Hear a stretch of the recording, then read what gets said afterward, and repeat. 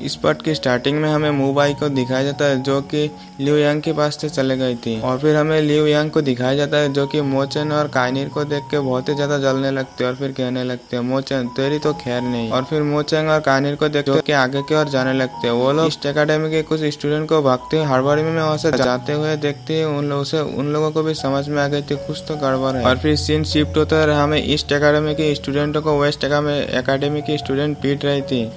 तभी एक स्टूडेंट जिसका नाम होता है टैंग क्विंगसेंग होती है, वो भी उसमें गिर जाती है। ये देखती ही पीछे खड़े एक वेस्ट एकेडमी के स्टूडेंट उसके ऊपर एक जड़ देती है जिससे कि क्विंगसेंग पीछे जाकर गिरते हैं। तभी वो कहती है कि तुम वेस्ट एकेडमी वाले हमेशा वैसे ही चूतियापने करती रहती हो, तुम्हारे कोई काम धंधा नहीं है क्या? तो वो लोंडा कहती है तुम ईस्ट एकेडमी वाले बहुत ही ज्यादा कमजोर हो, इसलिए इस चीज के लिए तुम लोग डिजर्व करते हो। तभी पीछे से एक लड़की कहती है कि तुम लोग एरिना के बाहर फाइट कर रहे हो, इसलिए मास्टर तुम्हें पनिश करेंगे। ये सुनते ही उस बंदे के मन में ठड़कपंती स्टार्ट होने लगती है। तुम जैसे स्वीट हार्ट ब्यूटीफुल लड़की ईस्ट में क्या करे, तुम्हें तो हमारे साथ वेस्ट एकेडमी में होना चाहिए था। ये सुनते ही क्विंगसेंग की सटक जाती है और उसके ऊपर अटैक करने लगती है, लेकिन वो जो बंदा थे वो क्विंगसेंग से बहुत ही ज्यादा पावरफुल थे। इस वजह से क्विंगसेंग उसका कुछ नहीं बिगाड़ पाती। और फिर वो बंदा एक किक मारती है जिससे क्विंगसेंग दूर जाकर गिरते हैं, लेकिन वो हार नहीं मानता और फिर से उसके ऊपर अटैक कर देती है। बराबरी का टक्कर देने की कोशिश करती है और अपनी पैर से उस बंदे के ऊपर एक अटैक मारती है, लेकिन वो बंदा एक पंच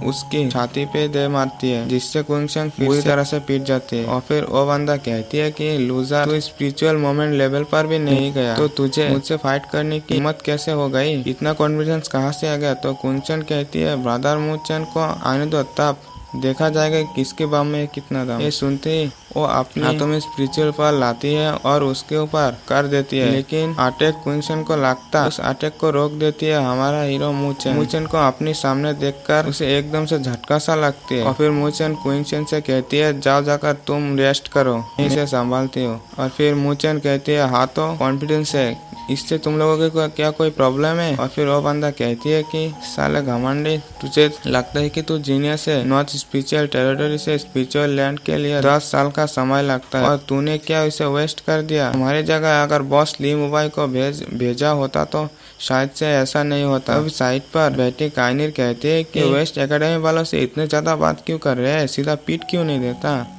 और फिर मूचन कहती है कि चलो हो जाए दो हाथ। तो वो लोग भी मूचन के ऊपर अटैक कर देती है, लेकिन मूचन उन लोगों को बिना पावर का इस्तेमाल करके अपनी फिजिकल स्ट्रेंथ से ही धो डालती है। लेकिन वो बंदा वहाँ से रफू चक्कर होने लगते तो मोचन उसके सामने आ जाते हैं और फिर मोचन उनसे कहती है कि इन सब से माफी मांगो। तो वो बंदा ये नहीं मान रहे थे तो मोचन कहती है कि अब पीटो। ये देखती है वो बंदा एक अटैक बनाते है और फिर मोचन की ओर कर देती है, जोर से चिल्लाती है फ्लेम पाम। तो मोचन भी अपना हाथों में स्पिरिचुअल पावर लाती है और उसके ऊपर कर दे, जिससे वहाँ पे एक बहुत ही बड़ा ब्लास्ट होता है और उस बंदे की वहीं पे टाटा बाय बाय। फिर मूचन फिर से माफी मांगने को कहती है, लेकिन वो बंदा कहती है माफी। फिर मूचन उसके और गुस्से से देखने लगती है, वो बंदा डरने लगती है। तभी पीछे से एक आवाज सुनाई देती है, तो ये गलत नहीं है कि तुम स्पिरिचुअल लैंड के लिए सिलेक्ट हो गए थे, लेकिन तुम वेस्ट एकेडमी वालों को क्यों बेइज्जत कर रहे हो? ये देखती है काइनिर कहती है नंबर 1 ऑफ द अर्थ लिu यांग। तभी वो बंदर लिu यांग के पास जाके कहती है कि बॉस ये 1 नंबर का घमंडी है, इसकी बजा दो। तो लिu यांग इसे डांटती हुई कहती है चुप कर बे ठरकी। और फिर लिu यांग कहती है तुम मोचन आज तुमने जो भी किया इसकी एक्सप्लेनेशन देना होगा तुम्हें। तो मोचन कहती है कि तुम्हारे वेस्ट एकेडमी के स्टूडेंट बिना कोई वजह के ईस्ट एकेडमी के स्टूडेंटों को पीट रही थी, इस वजह से मैंने भी उन्हें पीट दिया। तो लिu यांग कहती है कि अपनी लक की वजह से तुम स्पिरिचुअल मोमेंट लेवल पहुंचे हो और इतना ज्यादा घमंड दिखाते हो। तो मूचन कहता है कि किसकी वजह से पहुंचे हो तो आगे ही पता चलेगा। और फिर वो अपनी स्पिरिचुअल पावर को बाहर निकाल लेती है। तो यह देखते ही लिu यांग भी अपनी स्पिरिचुअल पावर को बाहर निकाल लेती है और फिर दोनों के अंदर फाइट स्टार्ट होने वाले थे और दोनों एक दूसरे की ओर जाने लगती है फाइट करने के लिए। तभी वहाँ पे एक आवाज सुनाई देती है जो कि थी मास्टर मो की। फिर मास्टर मो उन दोनों को फाइट करने से रोक देती है और फिर कहने लगती है तुम दोनों एक दूसरे से फाइट करना चाहते हो तो फाइटिंग एरिना में करो ना, तुम लोग ऐसे एरिना के बाहर फाइट करोगे तो इससे तुम्हें पनिशमेंट मिल सकती है। तो लियू यांग कहती है कि मास्टर मैं तो करना चाहती हूँ लेकिन कोई और है जो करना नहीं चाहता। तभी मोचन कहता है कि मैं कुत्ते को पीट के अपने हाथ गंदा नहीं करना चाहता। तो लियू यांग कुछ नहीं कहता, चुपचाप खड़ी रहती है गुस्से में। और फिर मास्टर मो कहती है कि जो भी 10 दिन बाद एग्जाम स्टार्ट होने वाली है, जो भी इस एग्जाम में फर्स्ट आएगा उसे 5 ग्रेड एकेडमी के लिए चांस मिलेगा, इसलिए तुम एग्जाम में ध्यान दो। और फिर हमारा हीरो मोचन को 5 ग्रेड एकेडमी का नाम सुनते ही उसे याद आ गई थी एक बात, जो कि थी उसके बंदे की, जो कि कहा था कि मैं तुम्हारा 5 ग्रेड एकेडमी में इंतजार करूंगी। और फिर लियू यांग कहते हैं कि मोचन एग्जाम में ठीक से फाइट करना, बंदर की तरह छुप मत जाना। तो मोचन कहता है कि हाँ एग्जाम में मैं कुत्ते को मारने के लिए डंडा मुझे जरूर लाना पड़ेगा।